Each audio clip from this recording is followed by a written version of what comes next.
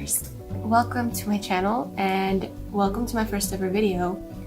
So just really quick, a little bit about me. I actually used to have a YouTube channel where I created shrink plastic pieces, but I didn't like the way it was going. I didn't like my old videos. I didn't just like the content on it, and I figured if I didn't like it, then others must not like it.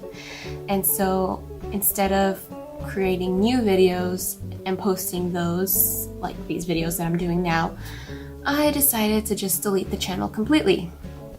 So yeah, I deleted the channel, and of course, once everything was said and done and Google couldn't bring back the channel in any way, shape, or form, I decided I want to make more YouTube videos. So here I am, starting from scratch. Anyway, I'm going to talk a little bit more about that during the video. So it's not really going to be like a tutorial video. You're just going to be watching me make a keychain, and I will be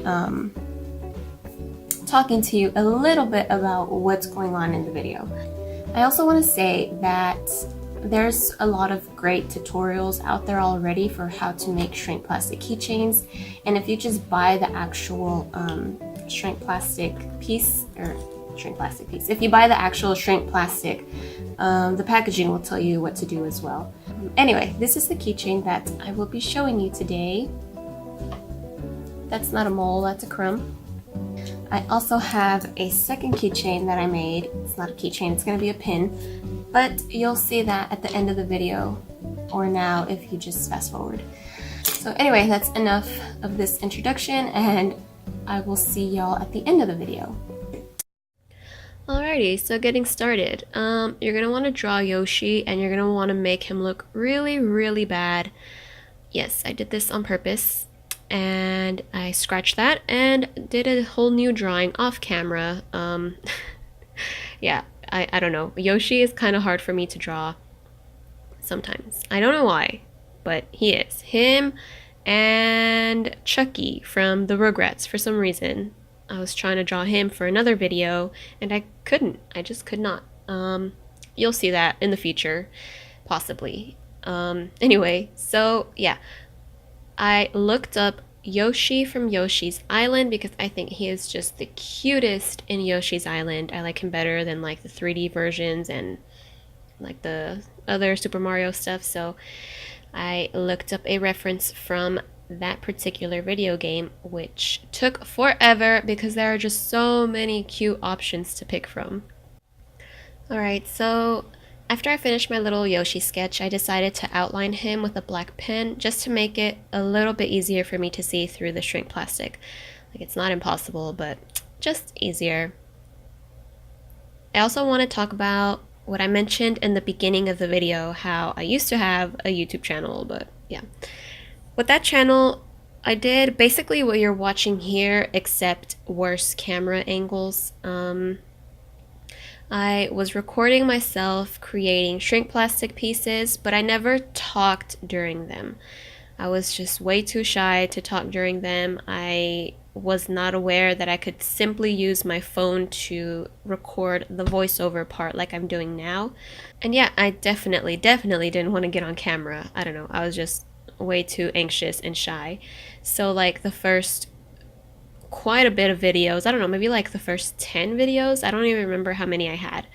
The first like 10 videos I decided to just do subtitles. So it was all these videos with all this music and just text, no talking. So everything that I was trying to explain to you, I would type it out. Yeah, you guys know how subtitles work. People did not really like that. Nobody said you need to talk in your videos, but they didn't like the music. They would make comments on that. They didn't like the music or the song choices, but at the same time, I didn't know how to get music from the YouTube music library, so I used to go to this page called No Copyright Sounds, and the music on there is alright, but it's basically all the same, like copyright-free music all of it almost always sounds like dubstep. And yeah, some people did not like that, so they were like, very annoying music, but I did like the video. So yeah, I the few comments that I got that seemed genuine were those kinds. A few of the other comments would just ask me like 10 times, what kind of pen was that, or what kind of what brand pencils do you use? It did get to the point that other people would answer them for me, and then a few people would just come to promote their own channels. So I don't know, the YouTube the YouTube the comment section just wasn't my favorite. And I did get almost 2,000 subscribers on that channel. Like, not to brag, it took me like a year or something. But I also didn't like the fact that there would be that many subscribers, and my husband was, like, oh, that's really cool and stuff. But I was never impressed, or I don't know what the word is that I'm looking for. I never cared for that many subscribers, especially if it didn't seem genuine. If they didn't comment, if they didn't like the videos. Checking the analytics section of the YouTube thing, like where it shows you how many subscribers or how many people have been watching, how long they stay to watch. Are they male or female? Are they from this part of the world or that?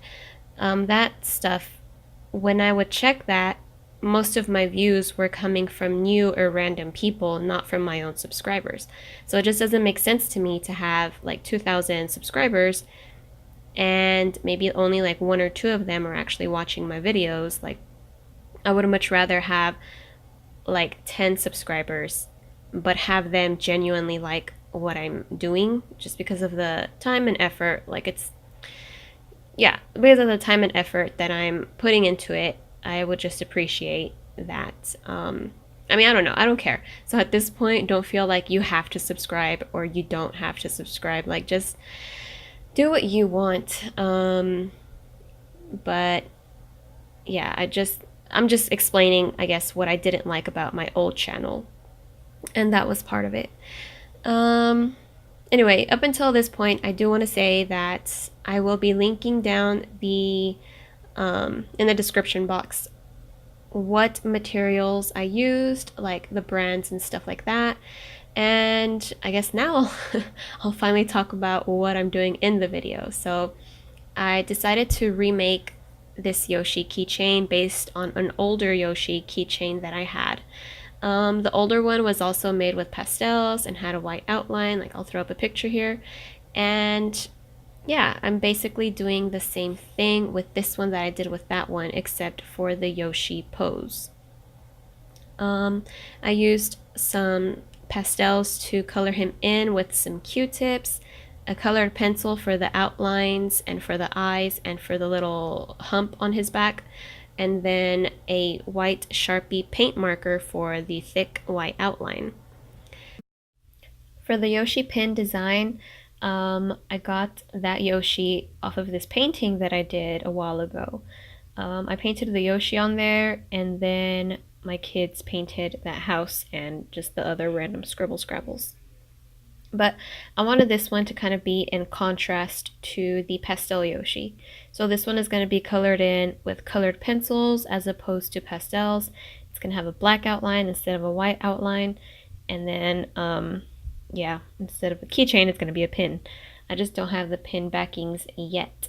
But I wanted to make this one into a pin because I think it's really cute and I want to start a pin collection.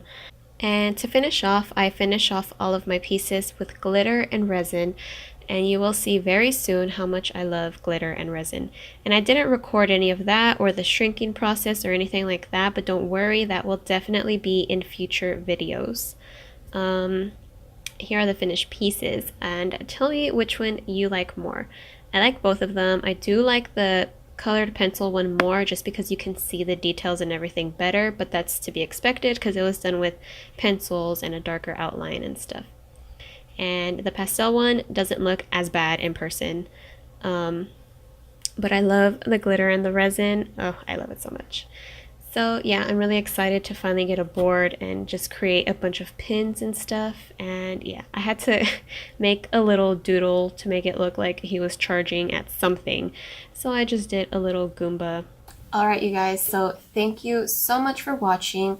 That's all I have for you today, but if you liked the video, then subscribe maybe and stick around because I'm going to be doing more videos like this one. So just really quick final thoughts. I kind of wish that I had gone a little bit darker on the pastel Yoshi. Maybe dark outlines with the pastel would have looked better, but I just wanted to keep it true to its original inspiration. And yeah, just to give you guys some contrast, I wanted to do the other one.